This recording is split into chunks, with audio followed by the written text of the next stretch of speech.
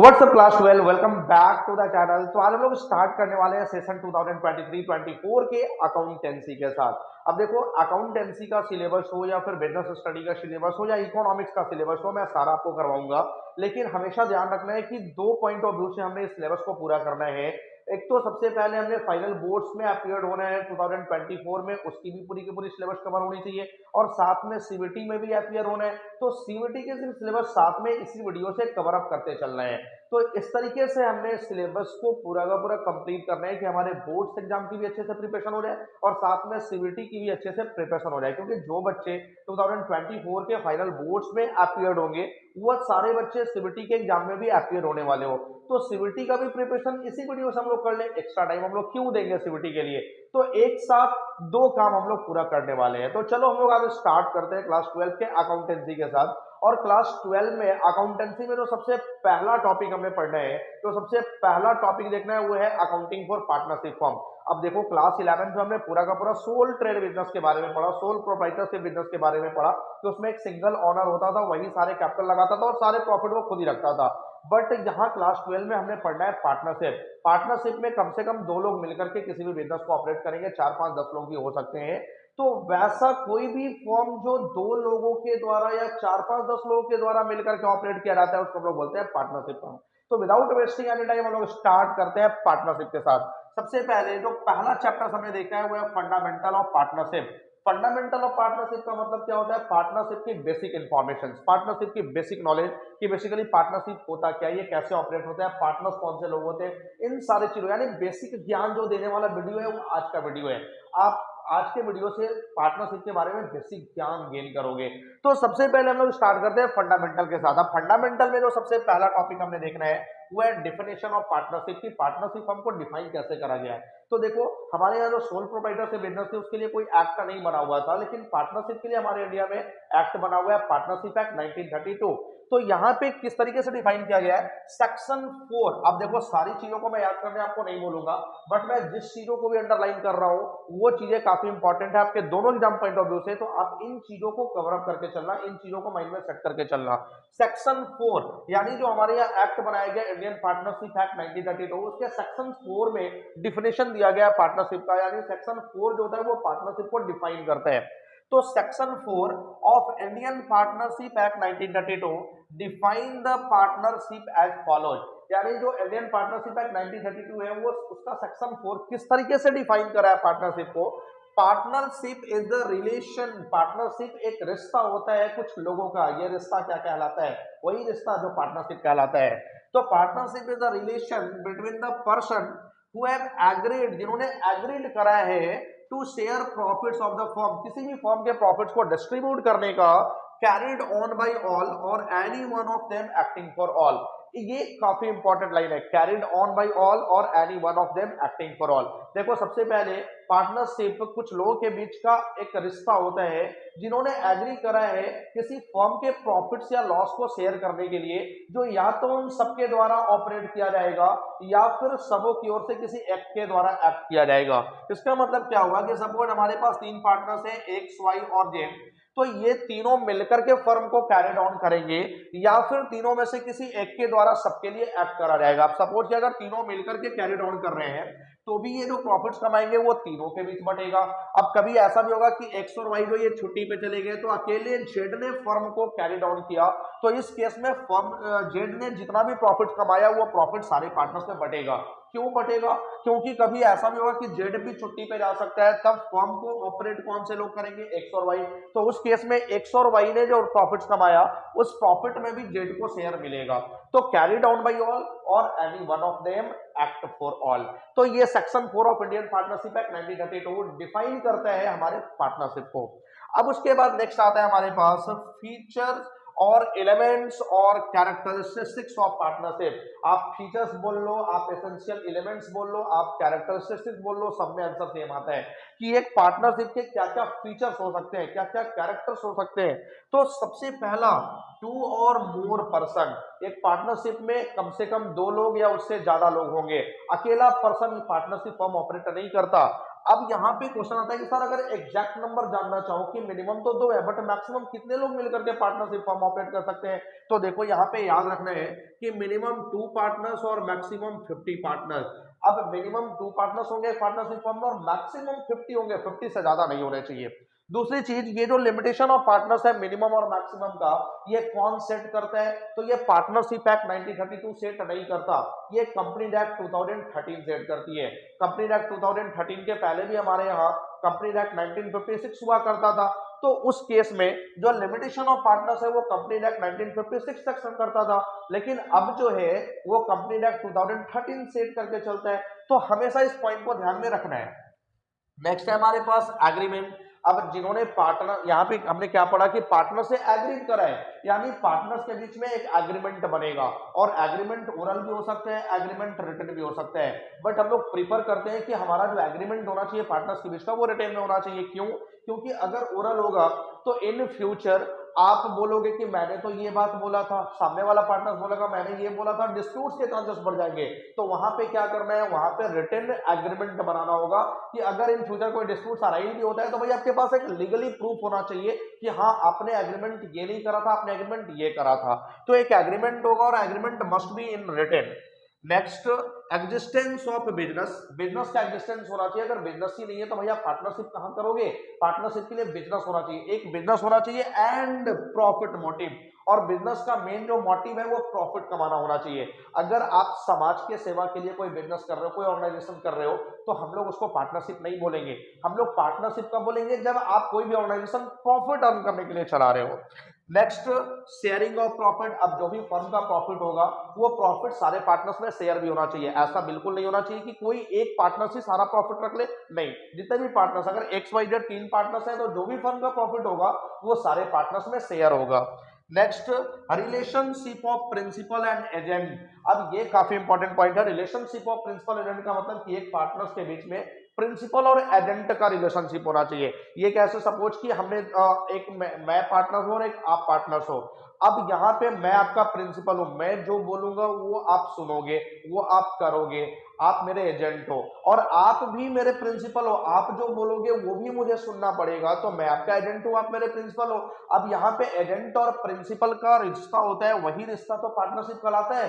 तो अगर यहाँ पे एजेंट और प्रिंसिपल का रिश्ता ही नहीं होगा, पार्टनरशिप फर्म कैसे कहलाएगा भाई? सिंपल सी बात है कि आप अगर बोल रहे हो मैं नहीं सुन रहा हूँ, मैं जो बोल रहा हूँ वो नहीं सुन रहा हूँ, पार्टनरशिप कैसे चलेगी? पार्टनरशिप चलेगी ही नहीं। तो यहाँ पे बेसिकली एक पार्टनर्स का प्रिंसिपल और एजेंट का रिलेशन होना चाहिए।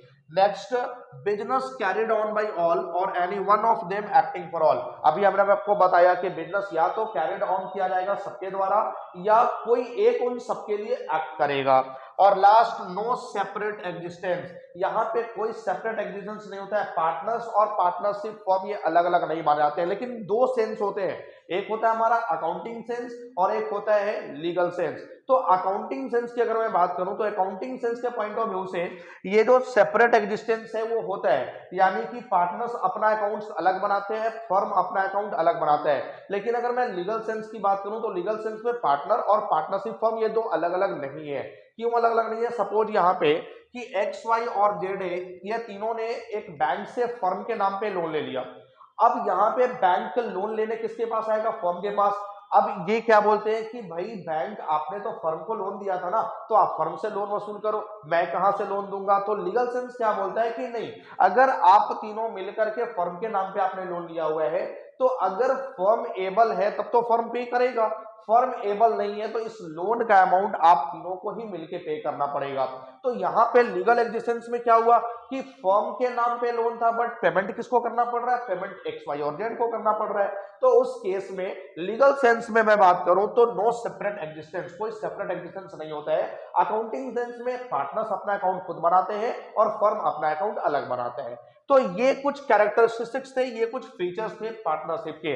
नेक्स्ट टॉपिक है हमारे पास राइट्स ऑफ पार्टनर्स, कि एक पार्टनरशिप फर्म में पार्टनर्स के पास क्या क्या राइट्स होते हैं। तो देखो हमने यहाँ पे कुछ इंपॉर्टेंट राइट लिखा है, और भी बहुत सारे राइट्स हो सकते हैं, लेकिन ये कुछ इंपॉर्टेंट पॉइंट है जो आप अगर एग्जाम में लिख करके आते हो तो आपको फुल मार्क्स मिलेंगे। सबसे पहला राइट क्या है हमारे पास, has the right to share profits और losses with the other partners in aggregate ratio, यानी फर्म का जो भी प्रॉफिट और लॉसेस होगा वो अदर पार्टनर्स के साथ शेयर करने का राइट होता है एक एग्रीगेट रेशियो में, जो रेशियो आपने एग्रीगेट करा हुआ है। Next, has the right to take part in conduct of the business, किसी भी बिजनेस के कंडक्शन में, किसी बिजनेस के ऑपरेशन में हर एक पार्टनर्स को पार्टिसिपेट करने का राइट है, हर एक पार्टनर्स बिजनेस के मैनेजमेंट में पार्टिसिपेट कर सकते हैं। Next, has the right to be consulted in matters related to partnership business, अगर पार्टनरशिप बिजनेस से रिलेटेड कोई मैटर्स हो जाता है तो इस मैटर्स में हर एक पार्टनर से कंसल्ट करा जाएगा, हर एक पार्टनर्स से पूछा जाएगा कि बेसिकली ये मैटर्स क्या है, हर एक पार्टनर्स को उसमें इन्वॉल्व करा जाएगा, तो हर एक पार्टनर्स के पास कंसल्ट का राइट होता है। Has the right to inspect, यानी कि जो भी फर्म का अकाउंट्स बुक बन रहा है उस बुक्स को इंस्पेक्शन करने का राइट सारे पार्टनर्स के पास है, सारे पार्टनर्स अपने लेवल से उसको चेक कर सकते हैं, उनके पास उसका राइट है। And have a copy of the books of account, और जो भी अकाउंट्स का बुक्स है उसका एक कॉपी हर एक पार्टनर्स के पास रखने का राइट है। Next, has the right to disallow the admission of a new partner, किसी भी नए पार्टनर्स के एडमिशन को डिसअलाउ करने का राइट भी एक पार्टनर्स के पास होता है। अब जैसे यहाँ पे एक्स वाई और जेड तीन पार्टनर्स थे, एक्स का कोई फ्रेंड है ए और एक्स चाहता है कि ए भी हमारा पार्टनर्स बन जाए, लेकिन यहाँ पे वाई और जेड इस बात से एग्री नहीं है कि ए हमारा पार्टनर्स बने, तो केवल एक्स के चाहने से ए पार्टनर नहीं बन जाता, क्योंकि एक्स का फ्रेंड था ए, तो एक्स तो चाहेगा कि हमारा पार्टनर्स बन जाए, बट अगर ये दोनों पार्टनर्स एग्रीड नहीं है, वाई और जेड एग्रीड नहीं है, तो ए एडमिशन नहीं ले सकता, ए हमारे फर्म का पार्टनर नहीं बन सकता। किसी भी नए पार्टनर्स को बनाने के लिए बेसिकली सारे पार्टनर्स का एग्री होना जरूरी है, अगर कोई एक पार्टनर्स भी एग्री नहीं है तो वहां पे नए पार्टनर्स का एडमिशन नहीं हो सकता है। तो हर एक पार्टनर्स को एडमिशन ऑफ न्यू पार्टनर्स को डिसअलाउ करने का राइट्स होता है।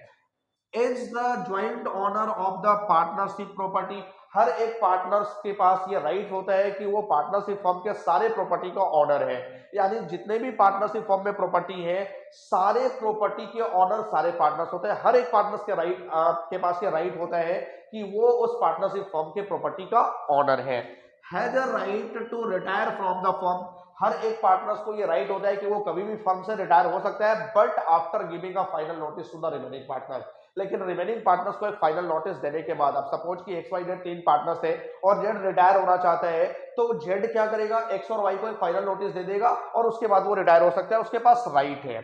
अब ये काफी इंपॉर्टेंट पॉइंट है, एक पॉइंट लास्ट में, if a partners given loan to the firm he has a right to receive interest and agreed rate, अगर किसी पार्टनर ने फर्म को कोई लोन दिया तो उसके पास राइट है कि वो एग्रीड रेट पे फर्म से इंटरेस्ट लेगा, but if agreed rate is not given then interest will be paid at the rate 6% per annum. लेकिन अगर आपने देखो यहाँ पे पार्टनरशिप एक्ट क्या बोलता है कि अगर कोई पार्टनर फर्म को लोन दे रहा है तो आप खुद ही एग्रीड कर लो कि भाई उस लोन पे इंटरेस्ट कितना देना है, अगर आप एग्रीड नहीं कर पाते हो तो पार्टनरशिप एक्ट 1932 के अकॉर्डिंग उस पर 6% का इंटरेस्ट पे करना होगा जो भी पार्टनर्स फर्म को लोन दिया हुआ है। तो ये सारे राइट्स होते हैं एक पार्टनर्स के, जब भी कोई एक पार्टनर्स फर्म में पार्टनर्स आता है तो उस पार्टनर्स के पास ये सारे राइट्स मिल जाते हैं। आई होप कि आपको ये तीनों पॉइंट क्लियर हो गए, डेफिनेशंस, उसके बाद characteristics of partnership as well as the right of partnership. अब उसके बाद जो नेक्स्ट हमने टॉपिक देखना है वो है लिमिटेड लायबिलिटी पार्टनरशिप, तो आप जल्दी से इसका स्क्रीनशॉट लो, मैं आया बस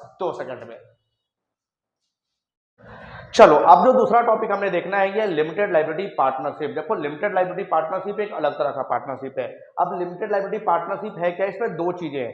सबसे पहला, ये लिमिटेड लायबिलिटी पार्टनरशिप जो होता है ये पार्टनरशिप एक्ट से इसका कोई लेना देना नहीं है, यानी जो हमारे इंडिया में इंडियन पार्टनरशिप एक्ट बनाया गया है उस एक्ट से इसका कोई लेना देना नहीं है, इसका एक अलग एक्ट चलता है। और ये लिमिटेड लायबिलिटी पार्टनरशिप के लिए कौन सा एक्ट है, इसके लिए हमारे पास लिमिटेड लायबिलिटी पार्टनरशिप एक्ट 2008 है।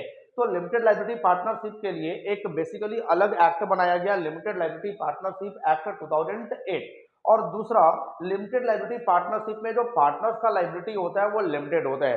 एक जनरल पार्टनरशिप में क्या था कि जो पार्टनर्स का लायबिलिटी था वो अनलिमिटेड था, कि अगर फर्म अपने डेप्ट का पेमेंट नहीं कर पाता है, फर्म अपने लोन का पेमेंट नहीं कर पाता है, तो पार्टनर्स के पर्सनल एसेट्स भी सेल किए जाते थे फर्म के डेप्ट को, फर्म के ऑब्लिगेशंस को पे करने के लिए। लेकिन यहाँ पे क्या है लिमिटेड लायबिलिटी पार्टनरशिप में, यहाँ पे पार्टनरशिप अपना पर्सनल एसेट्स बचा सकता है। भाई पर्सनल एसेट सेल नहीं होंगे फर्म के डेप्ट को पेड करने के लिए।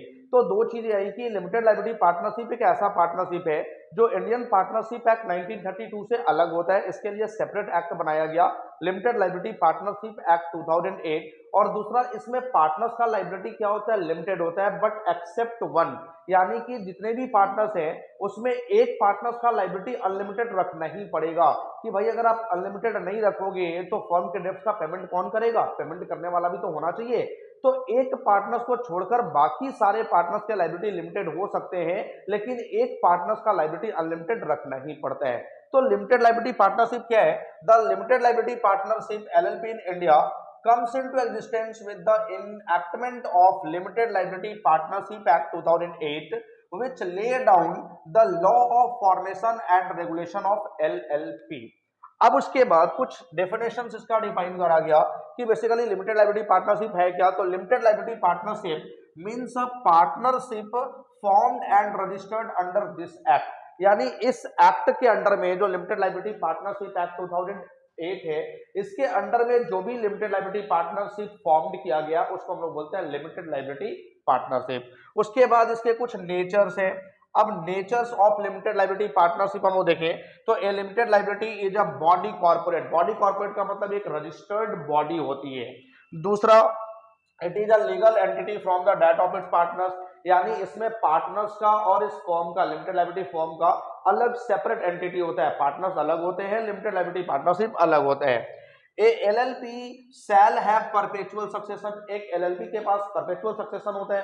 परपेचुअल सक्सेशन का मतलब ये चलते जाता है, यानी पार्टनर्स आते जाते हैं, पार्टनर्स आएंगे जाएंगे, उससे इसका कोई फर्क नहीं पड़ता। ये पार्टनरशिप फॉर्म जो है लगातार चलते रहता है। उसके बाद any change in the partners of LLP shall not affect the existence. अब क्या बोल रहा है कि अगर लिमिटेड लायबिलिटी पार्टनरशिप में पार्टनर्स का कोई चेंजिंग होता है तो उसका एग्जिस्टेंस पे कोई इफेक्ट नहीं पड़ेगा। लेकिन एक जनरल पार्टनरशिप में क्या होता कि अगर पार्टनर्स के बीच में कोई चेंजिंग हो रहा था तो वहां पे ओल्ड पार्टनरशिप एग्रीमेंट ही खत्म हो जा रहा था, वहां पे ओल्ड पार्टनरशिप डीडी खत्म हो जा रहा था। लेकिन लिमिटेड लायबिलिटी पार्टनरशिप में अगर पार्टनर्स के बीच में कोई चेंजिंग होता है तो उससे हमारे LLP पे कोई इफेक्ट नहीं आएगा।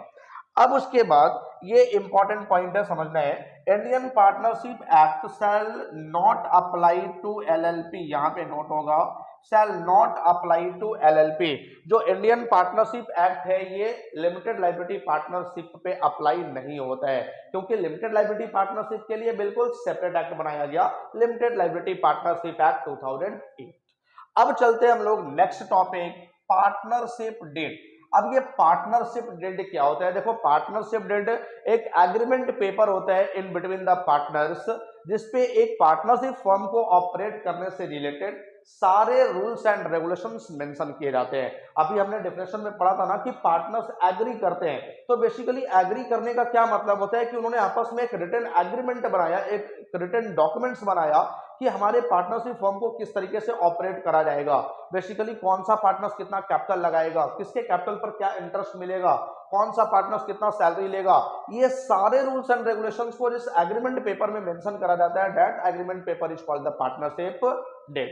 अब यहाँ पे क्या है कि रिटन डॉक्यूमेंट, देखो हमने अभी बताया था कि जो पार्टनरशिप डीड होता है, एग्रीमेंट बनाया जाता है, एग्रीमेंट ओरल भी हो सकता है, रिटन भी हो सकता है, बट हम लोग प्रीफर किसको करते हैं, रिटन को। तो written documents which contains the terms of agreement is called the partnership deed, यानी कि एग्रीमेंट के टर्म्स एंड कंडीशंस को जो रिप्रेजेंट करता है उस रिटन डॉक्यूमेंट्स को हम लोग क्या बोलते हैं, पार्टनरशिप डीड। अब विदाउट पार्टनरशिप डीड एक पार्टनरशिप फर्म को ऑपरेट कर पाना थोड़ा डिफिकल्ट होता है, तो एक रिटन डॉक्यूमेंट्स पार्टनर्स के बीच होना ही चाहिए जिसपे बेसिकली सारे टर्म्स ऑफ पार्टनरशिप मेंशन हो। उसके बाद it is also called the article of partnership. अब एक चीज का ध्यान रखना कि जो पार्टनरशिप डीड है उसको हम लोग आर्टिकल ऑफ पार्टनरशिप के नाम से भी जानते हैं, यानी partnership deed is also known as the article of partnership. अब उसके बाद the partnership deed contains the following, partnership deed जो हमने बनाया उसमें सारे टर्म्स ऑफ एग्रीमेंट हमने मेंशन करे। तो बेसिकली क्या क्या पॉइंट्स हमने मेंशन करना होता है at the time of preparation of partnership deed, तो टोटल 20 पॉइंट मेंशन करने होते हैं। मेरे पास यहाँ पे स्पेस नहीं था इसलिए हमने केवल 17 पॉइंट लिखा है, बाकी का 4 पॉइंट मैं आपको बता दूंगा कि बेसिकली कौन कौन से 20 पॉइंट 20 कंटेंट्स आते हैं पार्टनरशिप डेट में। सबसे पहला जैसे इस तरह से name and address of the partners की जो name and address of the firm, firm का नेम और address, name and address of the partners, partners का नेम और address, type and nature of the business, business का type क्या है, business का नेचर क्या है, capital contribution by each partners, यानी कौन सा पार्टनर्स कितना कैपिटल कंट्रीब्यूट कर रहा है, उनका कैपिटल फिक्स्ड होगा, उनका कैपिटल फ्लक्चुएटिंग होगा, ये सारे टर्म्स इसमें मेंशन होने चाहिए। इंटरेस्ट ऑन कैपिटल, अगर पार्टनर्स कैपिटल लगा रहा है तो उसके कैपिटल पर क्या इंटरेस्ट मिलेगा, कितने परसेंट के रेट से मिलेगा। ड्रॉविंग, कौन सा पार्टनर्स अपने पर्सनल यूज के लिए कितना पैसा निकाल सकता है। इंटरेस्ट ऑन ड्रॉविंग, उसके निकाले गए पैसे पे बेसिकली फर्म क्या इंटरेस्ट चार्ज करेगा, कितने परसेंट से इंटरेस्ट चार्ज करेगा। प्रॉफिट शेयरिंग रेशियो, अगर पार्टनरशिप फर्म है तो यहाँ पे दो और दो से अधिक पार्टनर्स है तो जो भी फर्म का प्रॉफिट होगा वो पार्टनर्स पे बटेगा, जिसके लिए एक रेशियो एग्रीड करना होगा कि कौन से रेशियो में पार्टनर्स आपस में सारे प्रॉफिट्स को बांटेंगे। सैलरी टू पार्टनर्स, अगर कोई पार्टनर्स फर्म के लिए काम करता है तो बेसिकली उसको क्या सैलरी मिलना चाहिए। Accounting period of firm, firm का अकाउंटिंग पीरियड क्या होगा, क्या कैलेंडर ईयर में हमारा अकाउंट्स ऑपरेट होगा, क्या फाइनेंशियल ईयर में ऑपरेट होगा। उसके बाद methods for recording firms account, firm के अकाउंट्स को रिकॉर्ड करने के अलग अलग मेथड्स होते हैं तो बेसिकली यहाँ पे कौन सा मेथड एप्लीकेबल होगा। ऑडिटिंग, फर्म का ऑडिटिंग किस तरीके से कराया जाएगा, अगर ऑडिटर्स का अपॉइंटमेंट होगा तो वो किस तरीके से अपॉइंटमेंट होगा। Date of commencement of firm, firm को स्टार्ट करने का बेसिकली कौन सा डेट होगा, कौन से डेट पे आप फर्म स्टार्ट करने जा रहे हो। ड्यूरेशन ऑफ पार्टनरशिप, पार्टनरशिप का ड्यूरेशन क्या होगा, एक पार्टनरशिप कितने समय के लिए चलेगा, 5 साल, 10 साल, 15 साल। Use of decision of Garner versus Murray, Garner versus Murray decision का यूज करा जाएगा in the case of insolvency और नहीं करा जाएगा। देखो गार्नर वर्सेस मरे डिसीजन जो होता है ना वो इंसॉल्वेंसी ऑफ पार्टनर्स के केस में एप्लीकेबल होता है, यूज होता है कि अगर कोई एक पार्टनर्स इंसॉल्वेंट हो गया तो वहां पे हम लोग गार्नर वर्सेस मरे को यूज करते हैं। तो आपने अभी डिसाइड कर लेना है कि अगर कोई पार्टनर्स इंसॉल्वेंट होगा तो उस केस में गार्नर वर्सेस मरे डिसीजंस का यूज किया जाएगा या नहीं किया जाएगा। बैंक अकाउंट, कौन से बैंक में आप अपना अकाउंट ओपन करना चाहते हो।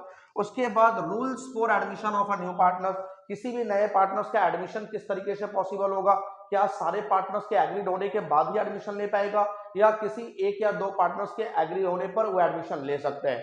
उसके बाद rules for retirement of a partners, एक पार्टनर्स फर्म से कैसे रिटायर हो सकता है, बेसिकली इन सारी चीजों का। इसके बाद methods for valuation of goodwill, goodwill के वैल्यूएशन का कौन कौन सा मेथड्स होगा, तो इन सारे कंटेंट्स को मेंशन करा जाता है पार्टनरशिप डेट में। तो ये जो रिटन डॉक्यूमेंट्स बन के तैयार होता है that documents is called the partnership deed which is also known as the article of partnership.